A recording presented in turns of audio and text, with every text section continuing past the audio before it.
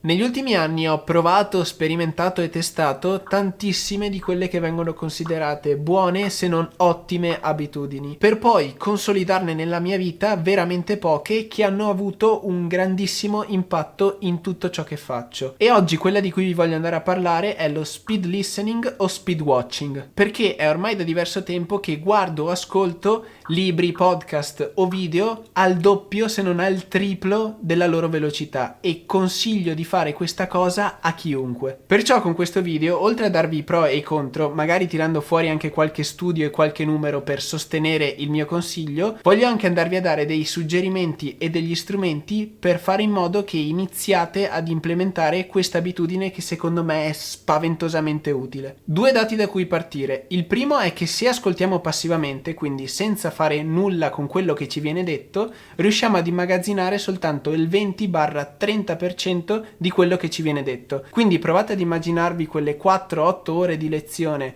dove state concentrati e investite il vostro tempo, poi se non fate nulla molto più della metà di quello che vi è stato detto viene perso inesorabilmente. Ma oltre a tutto questo, che è già bruttissimo per sé, non stiamo nemmeno sfruttando tutte le nostre potenzialità, perché secondo dato della giornata la parlata media di una persona va a una velocità di circa 150 parole al minuto. Ma noi, senza nessun allenamento, riusciamo tranquillamente a recepire fino a 300 parole per minuto. Quindi quello che sto dicendo, ed è stato dimostrato anche da diversi studi, è che se velocizzassimo per 2 la parlata media, riusciremmo tranquillamente a capire quello che ci stanno dicendo, ovviamente con la limitazione del 20 o 30%, se facciamo un ascolto passivo. Però la cosa ancora più curiosa è che questo limite di 300 parole per minuto è di una mente e un udito non allenato. E l'esempio eclatante è che se andiamo a prendere una parte della popolazione che affida all'udito una parte importantissima della sua vita, provate per esempio a pensare ai non vedenti che spesso maturano un senso acuto dell'udito. Ecco, studi fatti su queste persone hanno dimostrato che loro riescono ad ascoltare e capire dalle 450 fino ad arrivare anche alle 1200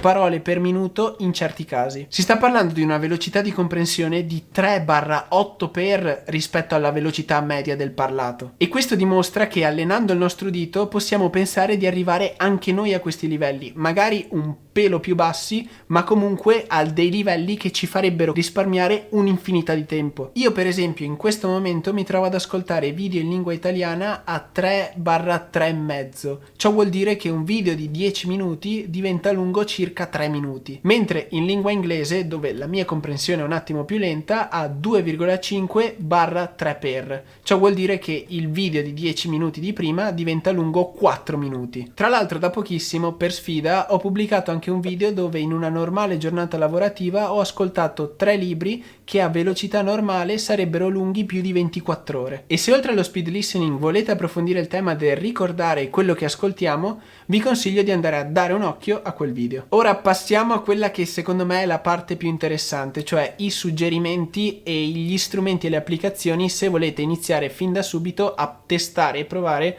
questa abitudine. Il primo disclaimer è che questa, come tantissime altre abilità, si migliora soltanto con l'esperienza. E quello che vi consiglio di fare fin da subito è velocizzare il vostro video o audio a una velocità leggermente superiore alla vostra soglia di comprensione. Se la vostra soglia di comprensione è a 2 per, velocizzate a 2,5, 2,2. Fatto questo per 1 o 2 minuti, sforzatevi nel capire quello che si sta dicendo a quella velocità. Dopo questi 2 minuti dove siete fuori dalla zona di comfort, abbassate leggermente la velocità e vedrete che un rallentamento anche così piccolo, da 2 a 1,9-1,8, vi farà tornare a capire pressoché tutto. Così facendo vedrete che come una fisarmonica, pian pianino riuscirete ad aumentare la vostra velocità. Aumento di un po', abbasso leggermente. Aumento di un altro po', abbasso leggermente e così via. Questo è il metodo che io ho utilizzato per arrivare alla velocità attuale, ma poi quali sono gli strumenti che effettivamente uso per aumentare questa velocità? Perché molto spesso non si può aumentare di decimali. Ora ve li faccio vedere. Allora, lo strumento che utilizzo per la maggiore per velocizzare il video è un'estensione per Google Chrome che si chiama Video Speed Controller e la utilizzo principalmente su YouTube. Anche se, come sapete, su YouTube, andiamo dentro un video, Ragazzi, buongiorno, è arrivato. Questo a velocità normale, ma potete già tranquillamente, andando su settings, video, speed, 2x. Volevo approfittarne un po' per raccontarvi quello che utilizzo per produrre i miei video su YouTube. E riuscite già di standard, senza installare questa estensione, a vederlo al doppio della velocità. Però, qual è la figata di questa estensione? Guardate il numero qui in alto a sinistra. Schiacciando i tasti D, adesso sono arrivato a 3,4x, 5 volte la velocità del video. Infatti, come vedete, io mi sto agitando sempre di più da video. Però schiacciando D velocizzo il video, schiacciando S rallento il video. Io quando sto guardando un video mi trovo sempre fermo davanti al video a schiacciare D e S in base a quanto voglio che sia veloce questo video.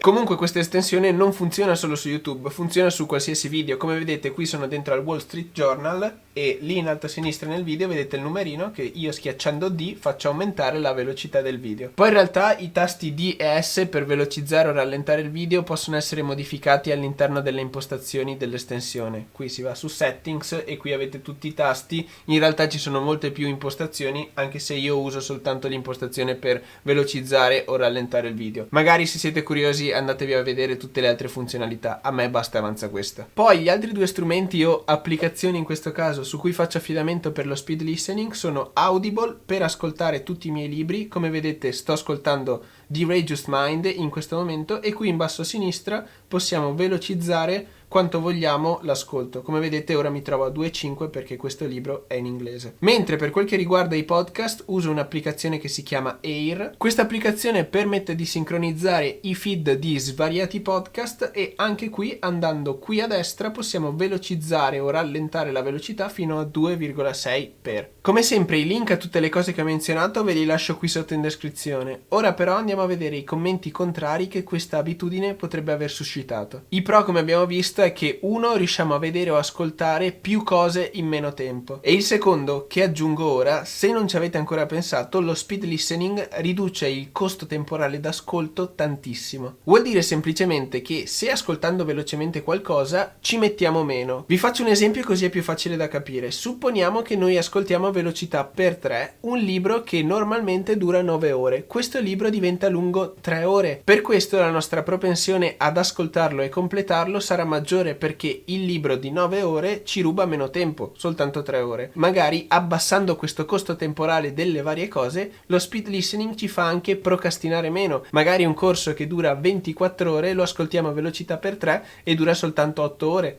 Vuol dire che riusciamo a completarlo in una giornata lavorativa? Ora arriviamo ai due commenti contrari principali. Il primo è: se vai a tutta questa velocità non ti godi le cose, ed il secondo è: ma la vita è fatta per essere vissuta per due? Qui una risposta un po' provocatoria potrebbe essere: ok, ma se la vita non va vissuta a per due, a che velocità va vissuta? Perché alla fine, se ci pensiamo, i video, i film, le canzoni, le conversazioni, le interazioni 50 anni fa erano nettamente più lente. Quindi abbiamo velocizzato la nostra vita? Questo non posso risponderlo io, non sono uno statista e non sono nemmeno un ricercatore. Però effettivamente, se andiamo ad osservare la nostra società nel corso del tempo, ha aumentato tantissimo la sua velocità. Questo è un male? È un bene? Lo lascio a voi, giudicatelo voi, io non voglio prendermi nessuna responsabilità in merito. Ma anche solo osservando in modo implicito la cosa, che per me è curiosissima, se andate a vedere in un qualche suo ambito la vostra vita si è velocizzata in un qualche termine. Sia chiaro, anch'io sono per rallentare ed allargare il tempo quando è giusto farlo, quando sto vivendo un'esperienza che amo e quando voglio rimanere soltanto lì e in quel momento. Però sicuramente, e questo nessuno lo può negare, la possibilità di scelta nel velocizzare o rallentare un qualcosa grazie agli strumenti che ci troviamo a disposizione oggi è immensamente e favolosamente utile. Io vi invito a provare lo speed listening, poi fatemi sapere cosa ne pensate nei commenti, lasciate un mi piace se il video è stato interessante o vi è stato utile e noi ci vediamo alla prossima avventura. Iscrivetevi. Ciao a tutti ragazzi!